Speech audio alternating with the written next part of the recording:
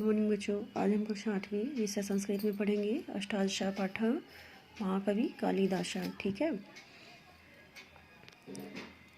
कवि कुलगुरुम कालिदासम अस्मिन युगो को न जानती, है ना। कवि कुलगुरु कालिदास को इस युग में कौन नहीं जानता। विदधि विश्वस्य साहित्यकारीषु अस्या गणना कृता, मतलब विद्वानों के द्वारा क्या है, विश्व के साहित्यकारों में इनकी गणना की जाती है। बहु विद्वांसा उज्जैनियम में अन्य जन्मभूमि मन्यन्ते, बहुत से विद्वान इनकी जन्मभूमि किसको मानते हैं, उज्जैन को।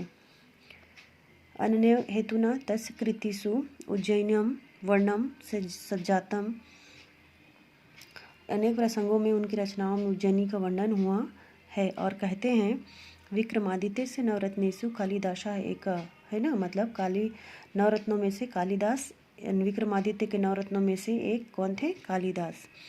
कथित कालिदासा महामूर्खा आशित, कहते हैं कालिदास क्या था, महामूर्ख था। राज्ञा शारदानंदस्य विद्योत्मा नामनी एका विदुषी कन्या आशित, राजा शारदानंद की क्या था, विद्योत्मा नाम की एक विदुषी कन्या थी। स्वविद्या अति दर्पशीला आशित, मतलब वह दर्पशीला मतलब होता है घमंड, है ना।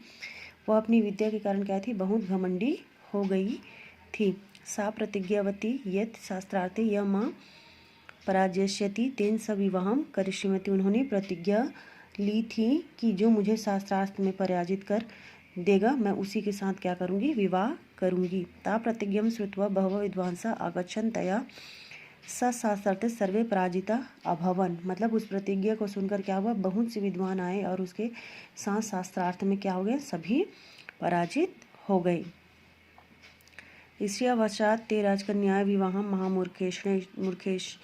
मूर्खेण स संपादितुम कर्तियान एकम मूर्खम अपश्यन, मतलब क्या हुआ, ईशय व जलनवश क्या कि उन्होंने राजकन्या का विवाह ऐसी महामूर्ख से करने का क्या क्या विचार किया। वयम स्व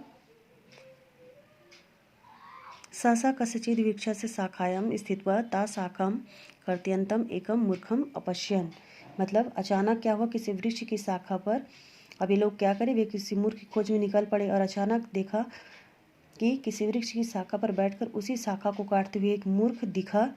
तो तस्मात् वृक्षात् अधः अवर्त्यते अवदनम तभो पुरुषा, मतलब उसे क्या किया, वृक्ष से उतार कर वे उससे बोले, हे पुरुष, वयम परम सुंदरिया राजकन्या सह तव विवाहम कर्तुम इच्छामः, मतलब हम बहुत ही सुंदर राजकन्या से तुम्हारा विवाह कराना चाहते हैं।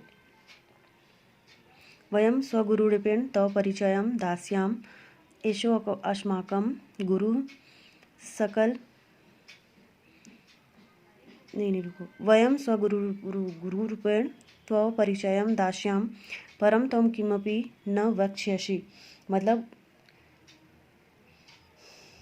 क्या किया, हम अपने गुरु के रूप में तुम्हारा क्या देंगे, वहाँ पे परिचय देंगे। त मूर्खम नीत्वा विद्वांसा राजकन्या समीपम आगंतवतः अवदन् च, परंतु क्या तुम किसी से कुछ भी नहीं बोलोगे, उस मूर्ख को लेकर वे क्या करे, विद्वान राजकन्या के पास आए और कहा। राजकन्या विद्योत्मा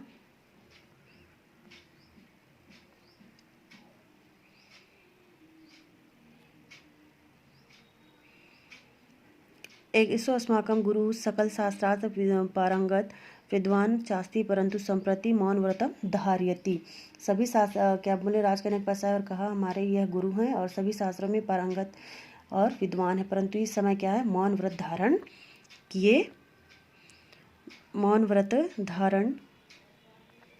किए हुए हैं। तदा राजकन्या विद्योत्मा एकम अंगुलिकाम उत्थाय दर्शितवती यस्यार्थ एको ब्रह्म द्वितीयो नास्ति, मतलब तब राजकन्या विद्योत्मा ने एक अंगुली उठाकर दिखाई जिसका अर्थ था ब्रह्म एक है, दूसरा नहीं।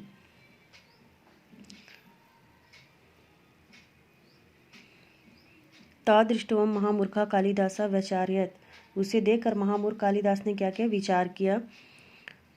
एषा मम एकम नेत्र विस्फोट यितुम इच्छति अहम तुम तौदे नेत्रे विस्फोटिष्यामि इति मत्वा स्वकीय द्वे अंगुलिके दर्शितवान, मतलब यह मेरा एक नेत्र क्या करना चाहती है, फोड़ना चाहती, मैं तो तेरी दोनों आंखें फोड़ दूंगा। अन्ते राजकन्या पराजिता सज्जता पश्चात कालिदासन स विद्युत्माया परिणय जाता। यह जानकर उसने अपनी 2 उंगली दिखाई। अंत में राजकन्या पराजित हो गई और बाद में कालिदास के साथ उसका विद्युत्मा के साथ क्या हो गया, विवाह हो गया।